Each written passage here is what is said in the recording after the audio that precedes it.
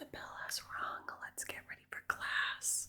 I know you're all a bit excited today, as today is a little more of a hands-on class. We are going to be beginning our CPR certification unit.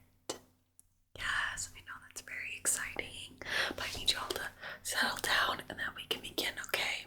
Please take your seats. Let's go. Let's hustle. To begin, I want to start with saying that this is going to be a very serious topic. You are all going to need to pay your best attention, and if you are talking and not paying attention, you will be sent out into the hall, okay? CPR is a life-saving maneuver, so I need you to all really focus up, okay? Okay. So, to begin, does anyone know what CPR stands for? No? Okay. So, CPR is going to be cardiopulmonary resuscitation. Does anybody kind of know what you do when you're doing CPR? Yeah? Brett?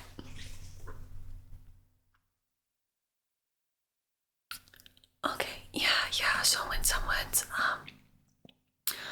unconscious, they're not breathing, you're gonna want to do chest compressions and breaths for them. Yeah, good. Yeah, it can happen when someone's recently been choking and you couldn't remove the object, food, whatever is stuck in their windpipe out. You may have to then move into chest compressions. Yeah, good. Okay. So, just a basic chest compressions are when you're going to take your hand. I would recommend your dominant hand, and we're gonna learn for doing chest compressions on adults. Okay, so there are different things to do for children or babies, but right now we're just focusing on adults. So you're gonna take your hand and you're gonna place it.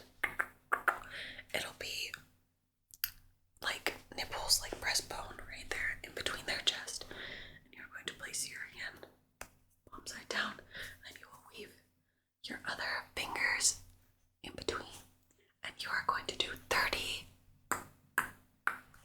firm compressions. They should be about, they should be about 2 inches deep, and that is going to pump blood throughout their body. Basically, for chest compressions, you are going to be pumping their heart for them. And once you've done 30 chest compressions, 1, 2, 3, 4, 5, 6, you're going to do 2 breaths. Now, what's important with the breaths is that you want to make sure that you are tilting the patient's, victims, whatever we're going to call them, the patient's head back, okay? Because when you blow into their windpipe, if the head isn't tilted to the correct position, you can blow into their stomach, and that is bad because it can fill their stomach, and then once you fill their stomach, it's gonna have to come back out, and that could lead to choking, vomiting, things like that, things you don't want to happen. So you're gonna make sure their head is tilted back. You're going to plug their nose and then get a good seal on their mouth and do 2 quick breaths. You are going to, when you're doing your first breath, you're going to check that their chest is raising and not their stomach, okay? If you don't see the chest raising on the first breath, readjust their head and then breathe again. And if on that second breath, after readjusting, you still do not see any kind of chest movement, it could mean that there is something in their throat. They may have been choking. Yeah. And then in that case, you would look to remove it. Okay, so far, any questions? Anybody have any questions? No? Alright. So, it's very important to keep in mind that your safety is first and foremost when you come upon a scene. Maybe there's a person unconscious on the ground. Our first order of business is to check and make sure the scene is safe for you to enter. Maybe an earthquake happened. You want to make sure no debris could fall on you. Is there a fire? The first thing, you need to get people out. compressions in like a burning building. Not great. You need to make sure that obviously check if they are awake. So after you've assessed the situation, it's safe for you to enter that situation. You are going to go down to the person and we are going to shout and tap. So you are going to be tapping on the person, tap, tap, tap, tap, tap, tap, and talking to them, saying, hey, hey, are you okay? Are you awake? Hello, are you okay? Hey, and then continue to tap them. Once you've assessed the situation, it's okay to go in. You tapped and tried to get the person to acknowledge you if they can, if they are conscious. And if they are not, you are going to take your phone. If you're by yourself, you are going to call 911, put it on speaker, and put it down next to you where you can hear and talk to the phone easily. If you have multiple people around you, we are going to start delegating. It's very important that someone takes charge, because in large groups, if someone is shouting directions but not giving it to specific people, sometimes people will not do anything. They just assume someone else will do it. It just kind of wastes time. So it's very important to decide who will be doing specific actions and divvy things out like that. So if you're going to be doing chest compressions, it's good to point at a specific person and be like, hey, you need to call 911. Okay, so now you have assessed the situation. It is safe for you to enter. You have checked to see if the person is responsive, and if they are not, you are getting 911 on the phone or having a person you are with calling 911. And now we are going to begin chest compressions. And the great thing about having 911 on the line is if you are, say, to kind of forget, or maybe you panic a little bit in the situation, they will also be able to talk you through it. But hopefully with this training you will know what to do.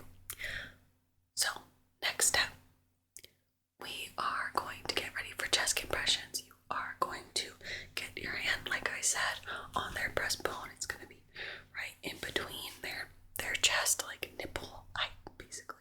You're going to put your palm down. You will lace one hand through, and you are going to use your palm, and you're going to firmly do 30 chest compressions. And you're going to keep your arms, elbows locked. Okay, not like this. Elbows locked in. Like that. And I like to doing it to the beat of Staying Alive. So it could be like staying alive is what you're gonna do chest compression to, and then you will do 30 chest compressions, okay? So 1, 2, 3, 4, 5, 6, 7, 8, 9, 10, 11, 12, 13, 14, 15, 16, 17, 18, 19, 20, 21, 22, 23, 24, 25, 26, 27, 28, 29, 30.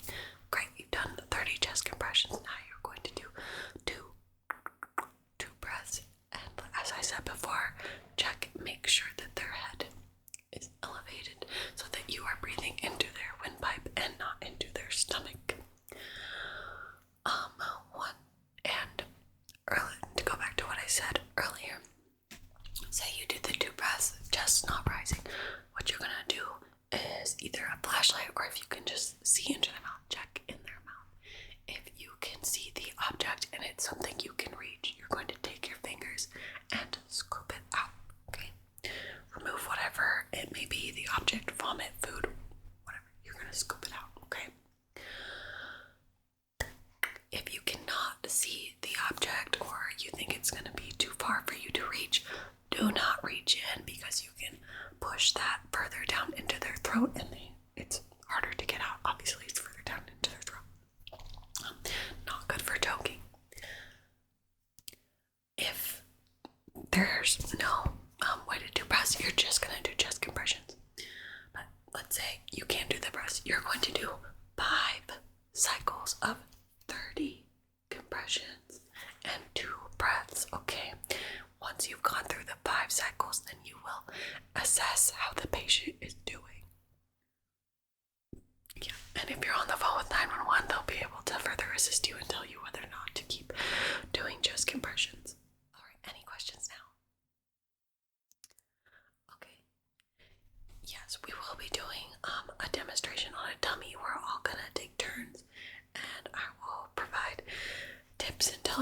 kind of how you should be doing the compressions. Yeah, so we will do that in a moment.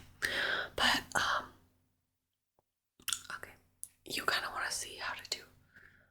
All right, how to do the head tilt and stuff. Okay, so I'm gonna do it on one of your classmates.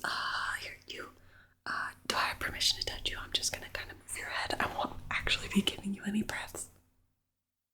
Okay. Cool. So, pretend you're unconscious. Basically, what you're gonna do is take the head and you're going to tilt it back. Okay. And then you would plug patient's nose and make sure their mouth is open. And then you would give the breath just 2 breaths like that. Okay. Everybody understand? Great. Good job. Why do you have to do chest compression so fast? Good question. So what we're trying to hit is a heartbeat of around 100 to 120, and that is a fast heartbeat, but you want to keep the blood pumping through them because their heart isn't pumping the blood. So you're doing it, so it's better to be doing it a little more quickly to make sure the oxygen and everything is circulating around through the body. Good questions, everybody. Good questions. I'm really loving how focused you all are being. That's making me super proud. You're doing great. Another important piece of information is that you're going to want to make sure your patient is on a flat, firm surface for when you're doing compressions. If they're on something squishy, the patient's going to kind of sink in when you do your compressions, and that is not going to make your compressions work as well. Okay, I'm going to go get the dummy and get it all set up. You can feel free to talk amongst yourselves during that time. Then I will do a quick little demonstration on the dummy of how CPR, the process should go. And then we're all going to line up and each one of you will take your turn doing CPR. Now I have our dummy set up. So what is the first thing we do? Correct. So we're going to assess the situation. Is it safe for us to enter this situation? And check on the patient. Good. Okay. Now what is the second step? Right, we are going to shout and tap on our patient. So you're going to do, hey, are you okay? Hey, hey, are you awake? Hey, can I help you? Hi. Okay, so patient is unresponsive. We are going to get on our cell phone. We are going to call 911 if we are alone.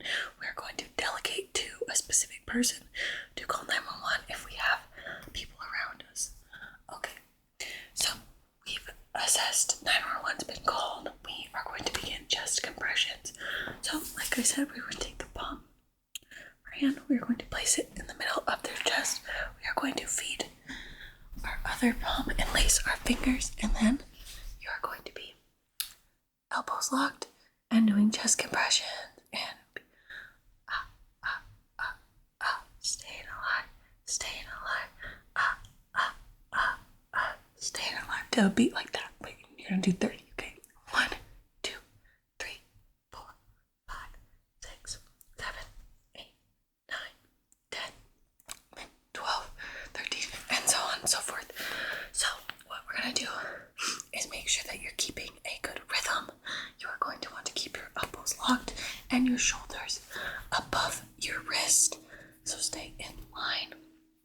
And again, once you have completed the 30 compressions, you are going to do your breaths. Obviously, our dummy does not have a head, and that's just because we're not all going to take breaths on the dummy. That would be a little gross and unsanitary, and it would take a lot of time to clean in between.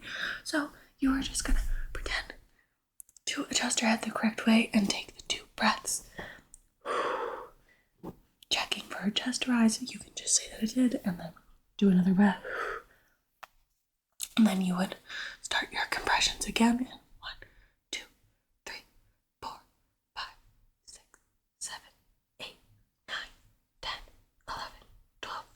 And so you want to make sure that you are going deep enough again, like 1 to 2 in, about 2 inches in, and then you're going to want to let her fully come back up before your next compression.